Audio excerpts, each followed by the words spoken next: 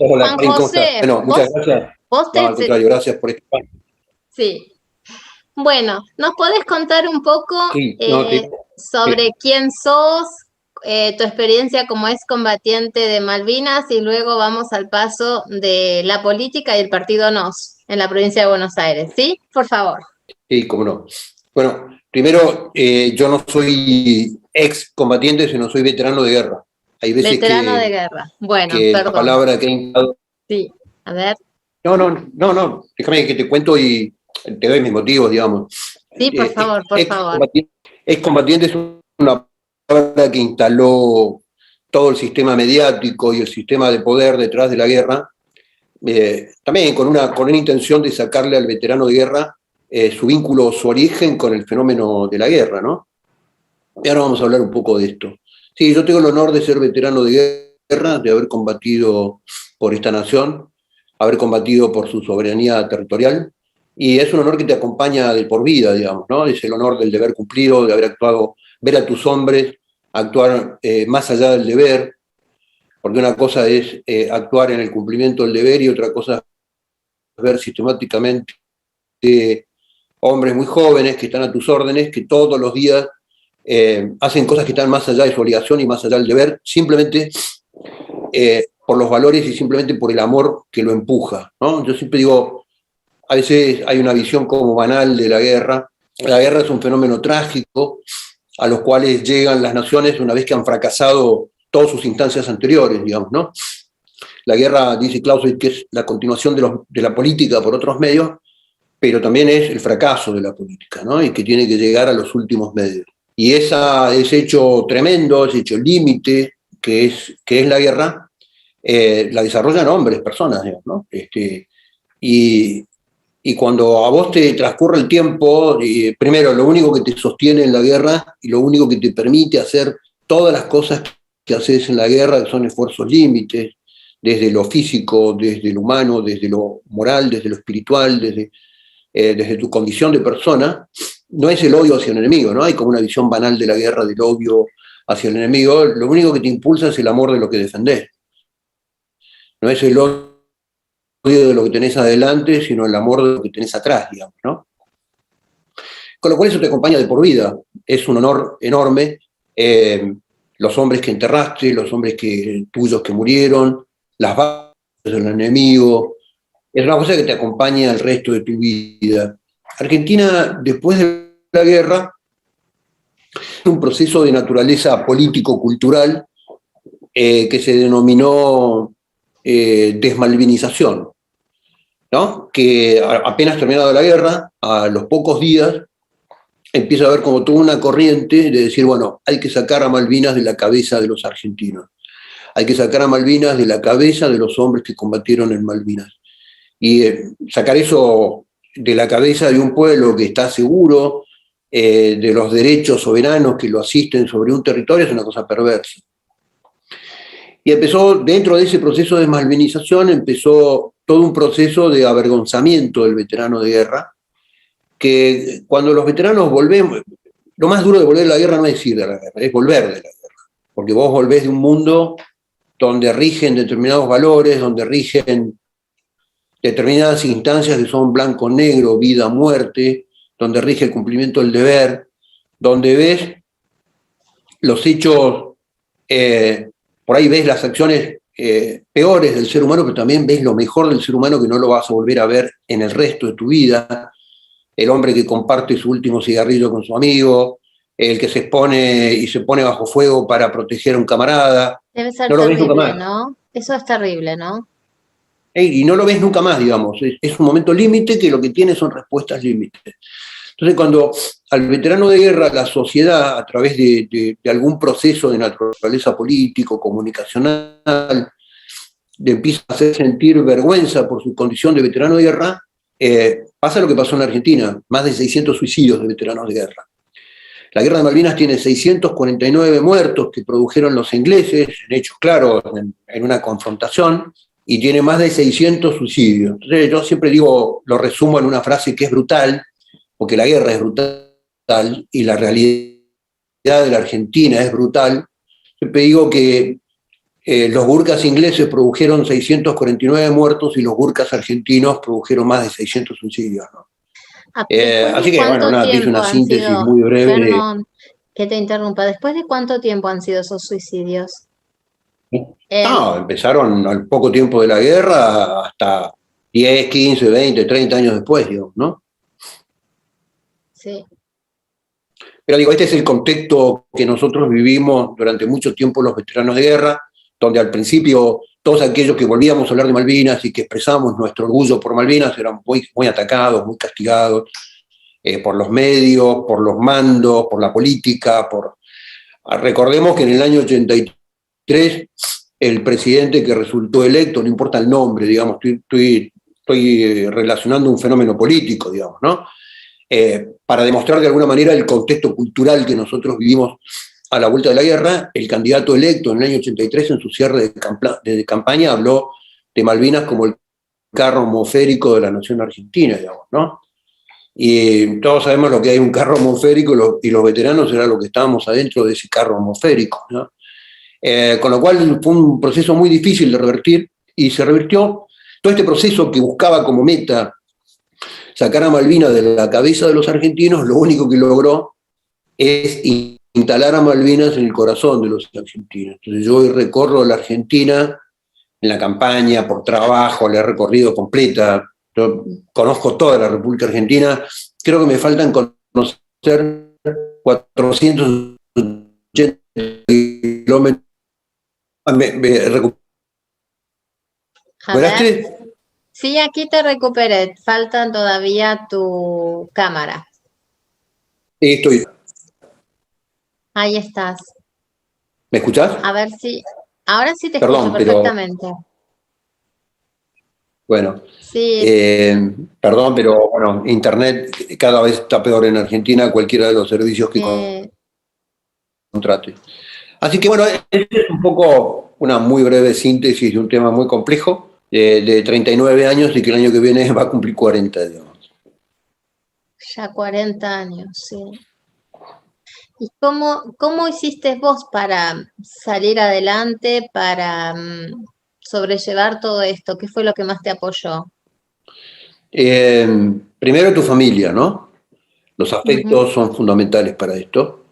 Después tus valores, digamos, tu convicción en las cosas que hiciste y la causa que defendiste, sostenida en el tiempo, los amigos, los camaradas de armas, la gente común, el hombre de a pie, la mujer de a pie, que a veces sobrevalora lo que nosotros en la guerra cumplimos con nuestro deber, digamos, como soldados, que tiene actos de afecto que a veces son tremendamente emocionantes, que a veces te dejan sin palabras, porque todavía 39 años después hay mucha gente que te dice, yo le agradezco lo que usted hizo, yo hice lo que tenía que hacer, digamos, ¿no? Y eso te sostiene claro. mucho. ¿Y tenés contacto con tus compañeros de la guerra? ¿Se reúnen, hablan sobre el tema o comparten tiempo en conjunto? Sí, claro. Nosotros nos reunimos una vez por año, normalmente en Córdoba, porque el grueso de mis ex soldados son de Córdoba, y tenemos un chat donde todas las mañanas nos saludamos, donde nos vamos enterando del nacimiento del nieto, del casamiento del otro, del que está enfermo, del que falleció de COVID, amigo de otro lugar, pero nuestra sección tiene un chat donde todos los días nos comunicamos, y en ese chat están familiares de muertos, de hermanos de muertos, madres, padres de muertos de mi sección, y que forman parte de mi comunidad diaria, digamos, ¿no? Del saludo al día del amigo, del día del padre, del día de la madre, del cumpleaños, bueno, forman parte de tu vida, son mis hermanos de la guerra que te acompañan durante toda tu vida. Después de la guerra, ¿volviste a trabajar para el ejército, para la Marina Argentina o te retiraste del todo? No, no, yo me retiré en el año 98. Ah, estuviste bastante. Tuve mucho tiempo, me retiré con el grado de mayor, sí, claro, yo seguí mucho tiempo. ¿Y volviste a Malvinas? ¿Cómo es esa sensación? No, no volví. Yo no vuelvo a Malvinas con bandera británica. Eh, Entiendo. no voy respeto a todos aquellos veteranos, algunos veteranos les hace muy bien volver a los lugares donde combatimos y demás. Yo tengo como un propósito de decir yo viví en Malvinas con bandera argentina, no voy a volver con bandera británica. ¿Pensás que volverá la bandera argentina en algún momento o ya lo das como descartado? No, claro que va a volver, obvio. Argentina es un país joven que tiene un futuro por adelante. E Inglaterra es una nación vieja, en decadencia, con un sinnúmero de problemas. Tiene que entrar en una profunda curva de crecimiento, como es la Argentina, y Gran Bretaña está en una curva descendente de decadencia. En el momento que se crucen esas dos curvas, nosotros vamos a recuperar el control territorial de nuestras islas. Yo estoy convencido de eso, trabajo todos los días para eso. ¿Qué pensás de que hoy, por ejemplo, yo estoy en un país donde el servicio militar es obligatorio, ¿sí? Para las mujeres y para los hombres hoy. Si no haces servicio militar, haces lo que se llama obligación civil, generalmente de 1 a 2 años. ¿Qué pensás que en la Argentina no es más obligatorio? Yo creo que ¿Debería reformarse? Yo creo que el servicio militar obligatorio cumplía su rol de leva y de formación de reservas, digamos, en el modelo de la guerra, donde el acto de guerra consistía en desplegar gran cantidad de soldados en un principio de masa. Hoy la guerra ha cambiado significativamente, tiene un perfil tecnológico que impacta en todos los procedimientos, impacta en el perfil humano de los integrantes de cada una de las fuerzas, y en un pequeño servicio militar, en un corto servicio militar, no llegás a formar un hombre para arriba. Yo en la Argentina, que se implementó el servicio militar voluntario, creo que hay que ampliar el servicio militar voluntario, y sí, lo que creo que es muy útil alguna forma de servicio civil, como lo que vos estabas denominando, ¿no? En una Argentina que paga planes para jóvenes a partir de los 19 años, darle a eso un contenido que tenga que ver con conocer el territorio, desplegarse en la Argentina, porque lo que vos ves hoy en el ejército, por lo menos que es lo que yo más contacto tengo, es que un soldado voluntario con 3, 4 años de servicio en una unidad del sur está formado en términos, con lo cual realmente encuentran una inserción laboral en las empresas que lo buscan inmediatamente, digamos, ¿no? Con lo cual me parece que es una forma también de empezar a trabajar y de revertir la demografía perversa de la República Argentina, donde el 50% de la población está entre el conurbano bonaerense y la ciudad de Buenos Aires, digamos, ¿no? ¿No pensás que es bueno para la formación de los jóvenes y para fortalecer la educación y el valor patriótico que haya un servicio militar o, como dijiste, un deber civil durante un año, aunque sea para el país? Sí, yo sí lo creo, por eso creo que... Yo veo muy perdida la juventud de hoy. Sí, lo creo, por eso hay que implementar alguna forma complementaria al servicio militar voluntario hoy. Pero yo escucho también muchos profetas de la competencia en Argentina, que es sistemática, de Hablemos Sin Saber, que quieren instalar al servicio militar obligatorio como un reformatorio en la Argentina. Y el servicio militar obligatorio no es un servicio reformatorio. Lo que tiene que mejorar en la Argentina es la educación. Y La tiene que educación mejorar la hacia el educación país, ¿no? pública. El amor hacia el país, el amor y el valor hacia lo que es el Bueno, patriotismo, ¿no? pero ¿desde cuándo en las escuelas no se forma un ciudadano patrióticamente? Desde hace poquitos años. Porque antes, en el viejo modelo, que fue un modelo revolucionario en el mundo, de la educación gratuita y obligatoria, esa ley de educación era una educación para toda la República Argentina, escarapela, bandera blanca, guardapolvo blanco, toda la mañana cantar Aurora. Entonces el ciudadano y el patriota se formaban en la escuela.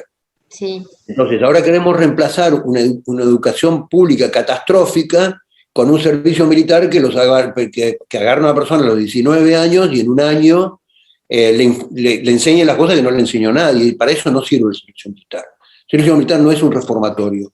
No es para reformar chicos, sacar chicos de la droga, es para formar las reservas que son parte del sistema de defensa de la nación. Ese es mi punto de vista, digamos, ¿no? Sí.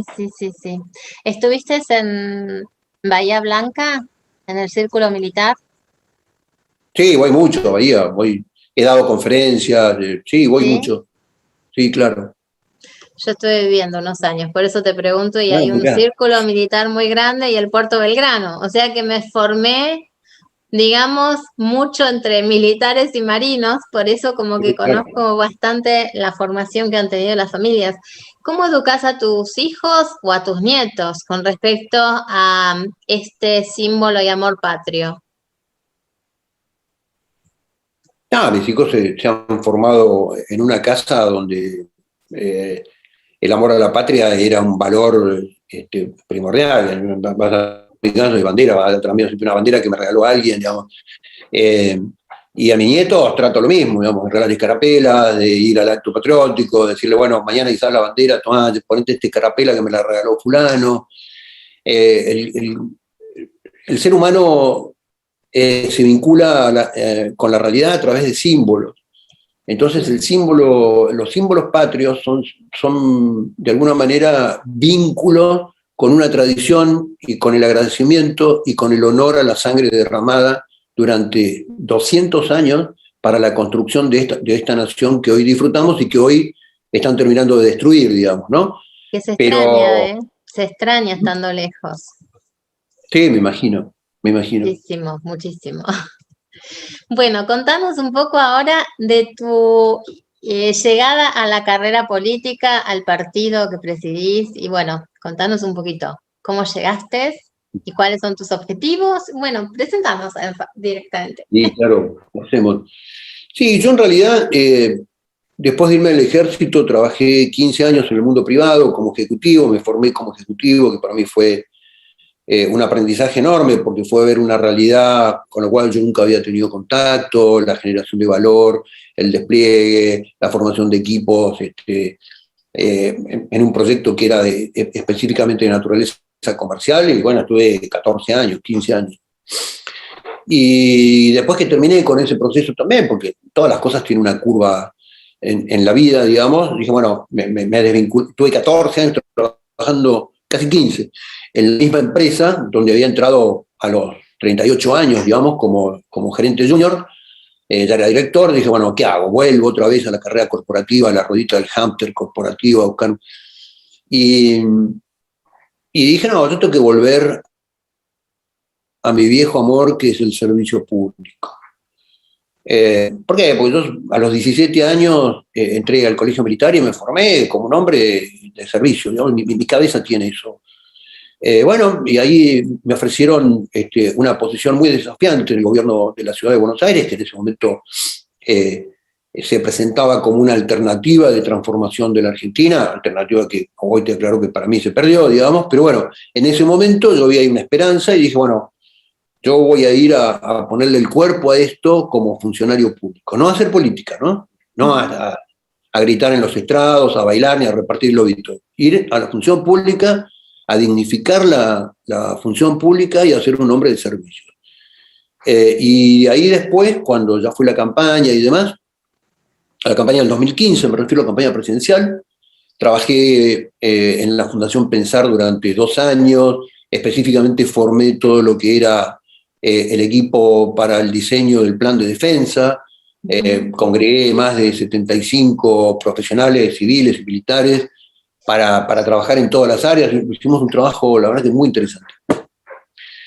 Y en el año 2015, cuando asume Macri como presidente, me pide que vaya a la Dirección General de Aduana, un lugar de un altísimo nivel de corrupción, muy complejo.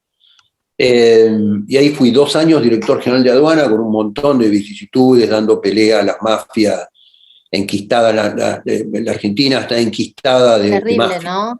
Terrible. Tremendo, tremendo. Sí. Y después fui un año vicepresidente de Banco Nación. Tuve el gusto de tenerlo de presidente de Banco Nación a Javier González Fraga, que fue un hombre, es uno de los funcionarios que yo vi en 6 años de gestión pública que honra a la administración pública. Realmente un ejemplo. Mirá, en 6 años he pasado y he visto mucho, digamos, ¿no? Pero digo, Javier para mí fue un tipo, inclusive con mucha diferencia ideológica en un montón de temas, ¿no? Con él. y con un montón de desacuerdos. Yo lo que siempre le agradecí es que él para mí fue un ejemplo de lo que debe ser el funcionario público. Y ahí ya estábamos en el 2018, mediados del 2018, ya Argentina entró en un ciclo turbulento con una toma de deuda fenomenal que no estaba planificada ni pensada. A ver, que no se te Incumplimiento escucha. tenía ya por muy mala gestión. Sí. La economía con un grado de crisis ya altísimo, por muy mala gestión de un montón de variables, disparo del dólar, deuda disparada, ¿Cuál emisión pensás que ha de sido deuda. la situación que permitieron disparar tanto el dólar? Yo estuve durante el 2016 a 2018, estuve viviendo en Argentina y vi la diferencia. En el 2018 fue cuando tomé la decisión de volverme a Europa, porque no se podía prácticamente vivir. ¿Cuál fue el motivo que considerás? Déjame que te cierre la pregunta anterior y después Sí, vamos perdón, específicamente. pero es No, por favor. importante, sí. Y 2018, ya en ese contexto, al gobierno de Macri se le ocurre mandar la ley del aborto al Congreso, y ya ahí yo ya empiezo con temas directamente de una moral personal, digamos, es decir, bueno, yo vine a un gobierno que pretendía normalizar la Argentina y me encuentro de repente en un gobierno en un gobierno de izquierda socialdemócrata, digamos, nunca fueron mis planes. Con lo cual, bueno, ahí vino toda una situación de conflicto y a fin de año me fui y en las elecciones del 2019 dije, el fracaso de la Argentina es rotundo. Entonces hay que armar una fuerza que esté basada no en intereses, que esté basada no en un ejercicio del poder, sino que esté basada en los valores fundacionales de la Argentina que hicieron de la Argentina un país que sorprendió al mundo. Y ahí arrancamos, en la campaña del 19, con nos, ¿no? ¿Por qué le llamamos nos al partido? Sí, Obviamente, eso me interesa, sí. la primera palabra del preámbulo de la Constitución, que es un punto fundacional después de 35 años de guerra civil, donde los constituyentes, las provincias dicen en la Argentina, sola no podemos, tenemos que fundar un Estado nacional, y los constituyentes se dan cuenta que después de 35 años de anarquía y guerra civil, había que generar un consenso de cuáles eran los valores que iban a regir la Argentina. Y esos valores están en el preámbulo. Bueno, y ahí largamos. Con respecto a la crisis del dólar del 2018, la crisis del dólar no es del 2018. La crisis del No, dólar pero es del ahí fue muy marcante, por eso. ¿Cuál fue el error que considerás del gobierno que directamente en el 2018 dejó disparar tanto al dólar? Bueno, a eso iba. El problema empieza en el 2016. Cualquier gobierno en la Argentina que promete dólar barato, lo que te está llevando es al fracaso. Porque es una forma de no sincerar una situación de la Argentina. Entonces, en el 2016 el gobierno emite y empapela a Wall Street de bonos argentinos a corto plazo y con una tasa muy alta en dólares, y en el 2018 tiene que empezar a pagar y no tenía la plata. Con lo cual sale a tomar un crédito stand-by. Cuando la Argentina toma en los últimos 50 años un crédito stand-by, el stand-by es como un salvavidas, ¿no? Que termina siendo un salvavidas de plomo. Entonces sale a tomar un crédito salvavidas para pagar los bonos que había tomado 2016, 2017. En el medio de esto, durante todo el 2016, 2017, 2018, Banco Central se pasó ofreciendo el dólar a un precio que cualquier lugar de la plaza te lo iba a comprar, porque era un precio irrisorio, digamos. Y todo el mundo sospecha que hay mucho vínculo, porque cuando dicen en la Argentina no hubo inversiones en el gobierno de Macri, no es mentira. En Argentina hubo más de 48.000 millones de dólares en inversiones de bonos, que ¿a dónde fueron? Al sector financiero. Entonces, el valor del dólar, con los bonos emitidos y con un gobierno que estaba emitiendo deuda cuasi fiscal en LEVAC y en LELIC a una tasa que llegó al 75%, tenía la bicicleta perfecta garantizada en dólares. ¿Cómo tenía que terminar eso? En forma desastrosa. Esto en los últimos 50 años lo hemos visto 8 veces en la República Argentina. 8, no una, 8. Es decir, 2 generaciones de economistas monetaristas lo han visto 8 veces en la República Argentina. Entonces ahí yo ya dije, bueno, listo, estoy harto de estar harto. Así que te contesté las dos preguntas. Sí, no, te agradezco muchísimo. Pregunta, si fueras hoy presidente, ¿a quién te llevarías como ministro de Economía? Nómbrame dos economistas que consideres estos economistas podrían sacar a la Argentina adelante como economistas. No, el problema, te digo, no te voy a nombrar ninguno, porque Bueno, el problema de la Argentina no es el ministro de Economía, el problema es el plan de la Argentina. el plan, está bien. Argentina, bueno, Fernández dice que no cree en los planes, por ejemplo. Argentina es un país que desde hace 40 años tiene el plan equivocado con los peores dirigentes, con lo cual es la tormenta perfecta. Eso explica el 50% de pobres, 65% de los niños de Argentina son pobres, 2 PBI y medio de deuda, endeudamiento sistémico, default sistémico en los últimos 40 años, con lo cual la Argentina necesita otro plan, digamos, ¿no? ¿Cómo consideras?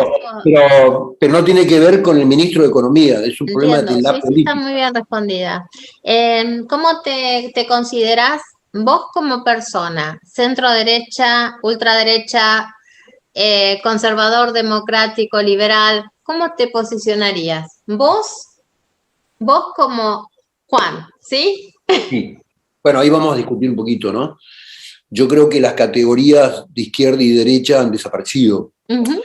Es como si en el fútbol yo te dijera, ¿de qué cuadro sos? Me preguntabas vos. Y yo te digo de, qué sé yo, un cuadro que ya no existe, qué sé yo, te digo un cuadro que no existe. Entonces, estamos tratando de definir categorías que en el mundo ya no definen nada. Está muy bien. Ujú. Por ejemplo, vos la tomás a Cristina Kirchner. Entonces pensamos, bueno, ¿Cristina es de derecha o de izquierda? Y bueno, si vos la mirás a Cristina, Oportunista, digo yo. si vos la mirás a Cristina en relación al concepto de su propiedad privada, está a la derecha, ¿no? Cuando la mirás en el concepto de en relación al aborto, a la ideología de género, decís, es un liberal de izquierda. Ah, no, pero esto viene desde el Estado, entonces es de izquierda. Claro, las categorías derecha e izquierda hoy no de ninguna manera describen ninguna forma de pensamiento político. Entonces, nosotros lo que decimos, yo lo que digo, hoy el mundo moderno describe dos formas de hacer política y de pensar la política. Sí, Desde el globalismo o desde el soberanismo. Y yo me defino como un soberanista, claramente. soberanista. ¿Sos abierto al mercado global?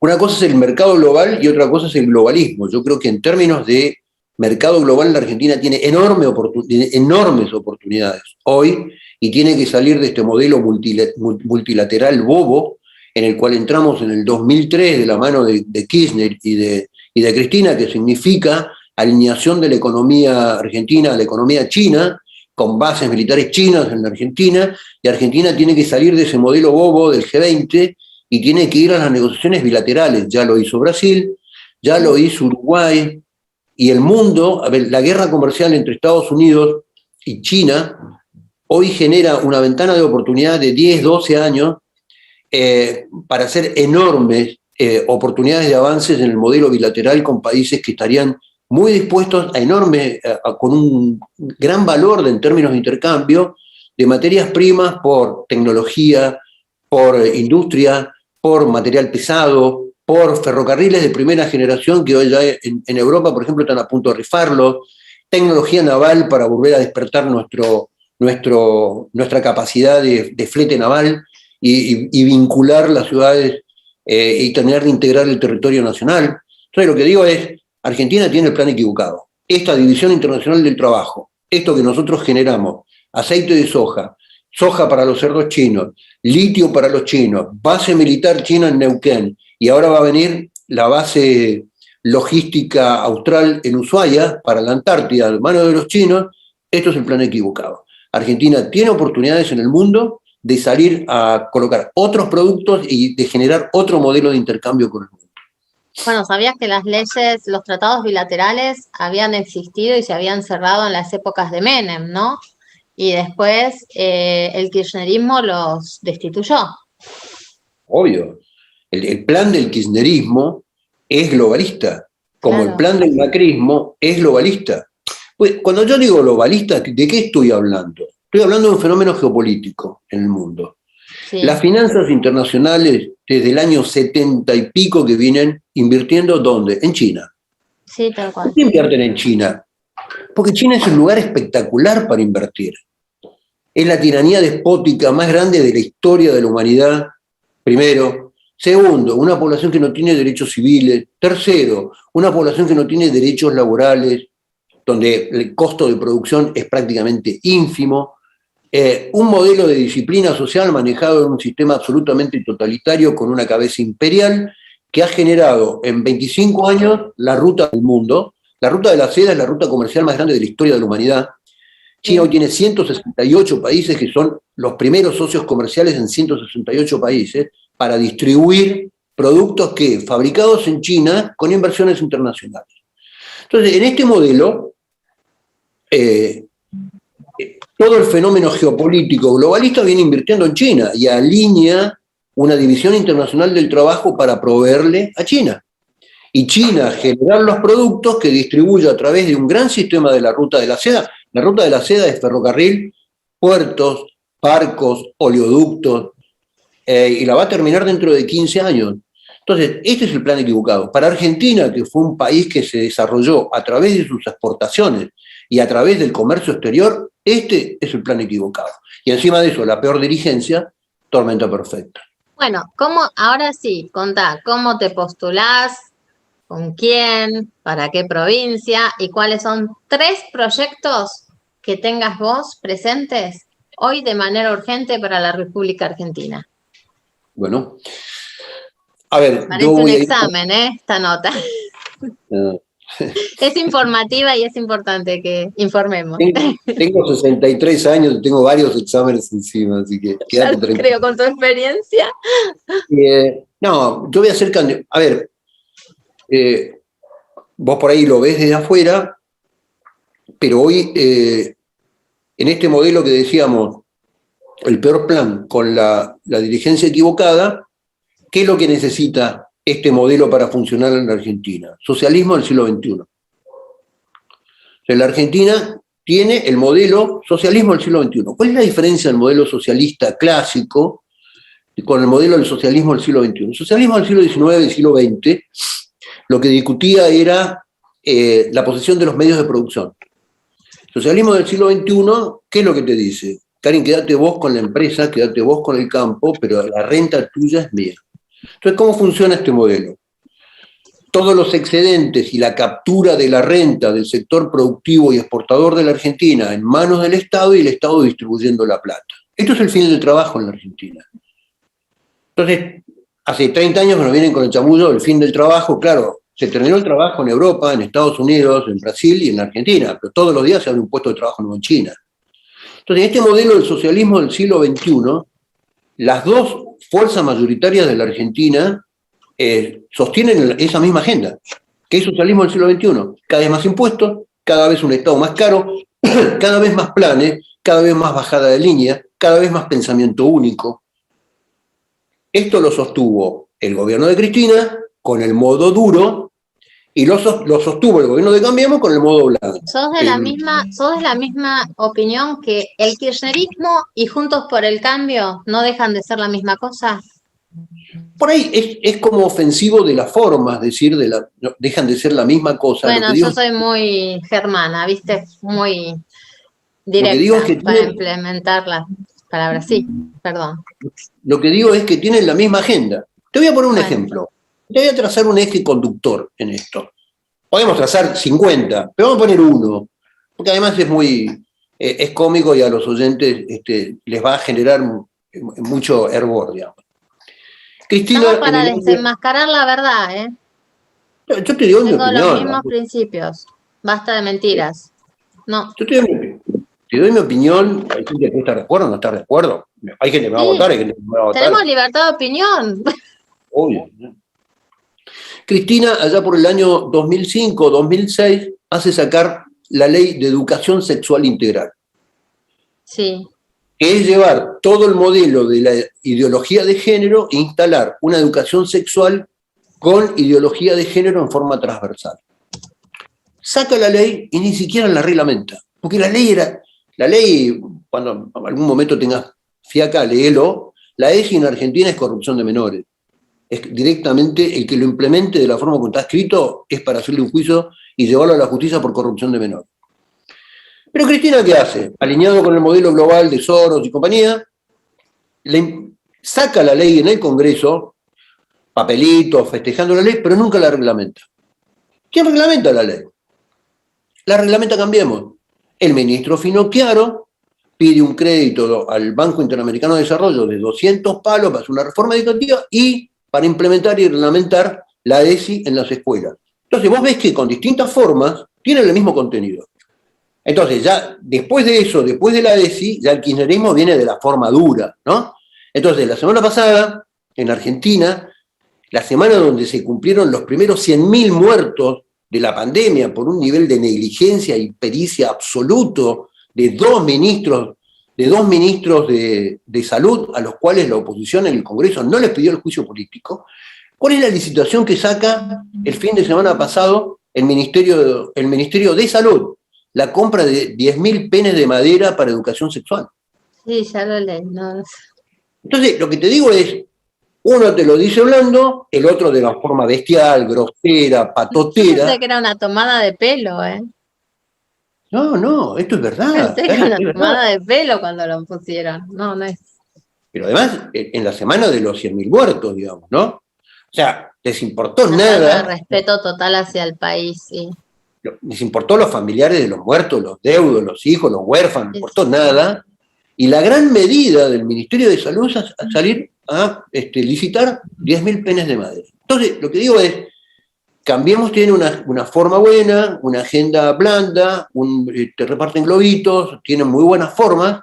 El kirchnerismo lo hace en forma salvaje, brutal, patotero, pero tienen la misma agenda, vienen a implementar lo mismo en la Argentina. Entonces lo que digo es, dentro de este esquema político, nosotros lo que decimos es, en este esquema político, la Argentina no tiene solución. Con lo cual vamos a ir a dar pelea a las dos maquinarias electorales. Yo voy a ser candidato en la provincia de Buenos Aires, voy a enfrentar la enorme billetera, porque ya cuando yo te hablo de maquinarias electorales, te estoy hablando de billeteras electorales. Uh-huh.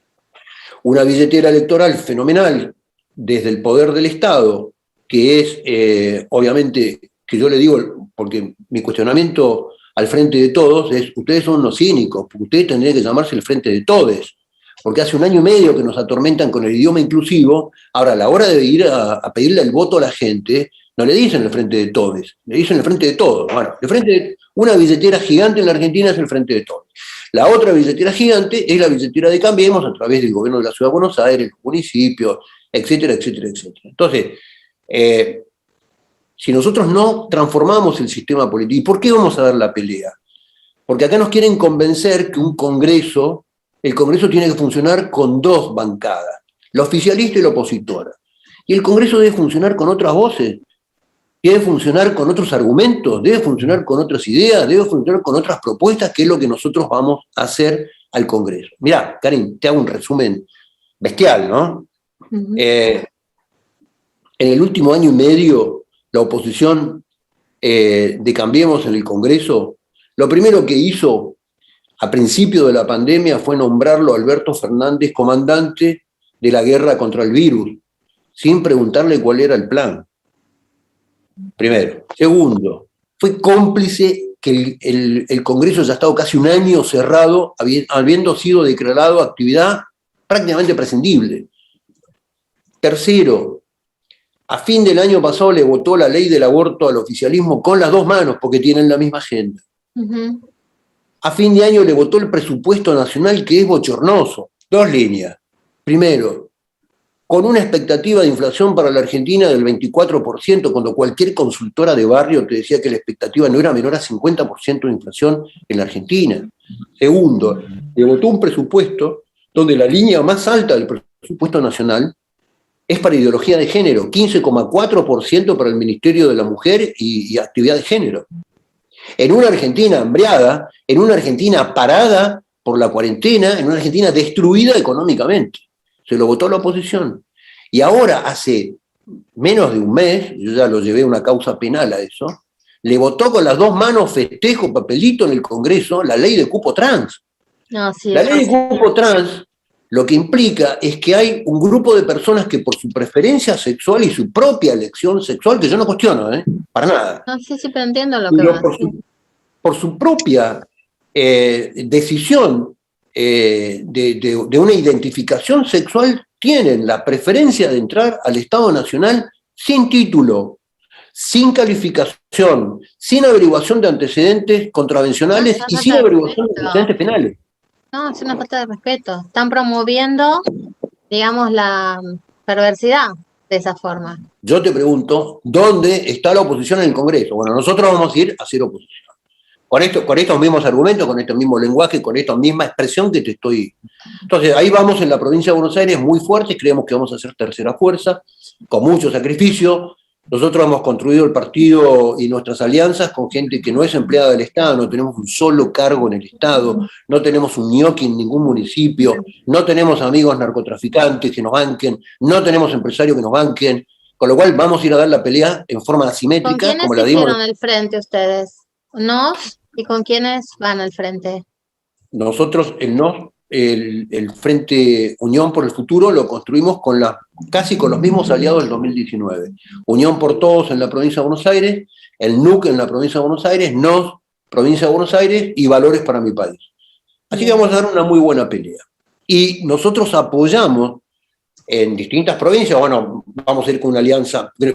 En un año y medio que hemos tenido para construir el partido, acordate que en Argentina un año estuvimos encerrados y los juzgados electorales recién abrieron el mes de marzo, con lo cual no llegamos a configurarnos como marca propia política en todas las provincias. Ya hemos sido aliados del Partido Demócrata en Misiones, que nos fue muy bien, salimos quintos de 10, con un armado muy, muy improvisado. Vamos a ir en la provincia de Entre Ríos aliados con el Partido Conservador, que nos va a ir muy bien, y ya tenemos un lema en la provincia de Santa Cruz, vamos a dar pelea en el corazón del kirchnerismo en la provincia de Santa Cruz, y vamos a apoyar a todas aquellas propuestas a lo largo del país que vengan a darle pelea y a no dejarse comprar por las maquinarias electorales. Entonces, en Cava, vos me preguntabas por Cava, en Cava nosotros no hemos llegado a armar el partido y no hemos querido armar una fuerza política que salga a buscar el 0,5% de los votos, porque es desgastar a la gente, es castigar a una marca en su primera elección. Entonces, en la ciudad de Buenos Aires yo tomé la decisión de apoyar, para mí, al único que no es funcional a ninguna de las máquinas, que no funciona con el bolsillo armado de ninguna de las dos maquinarias electorales, que es Javier Milei, que es un gran amigo. Bien.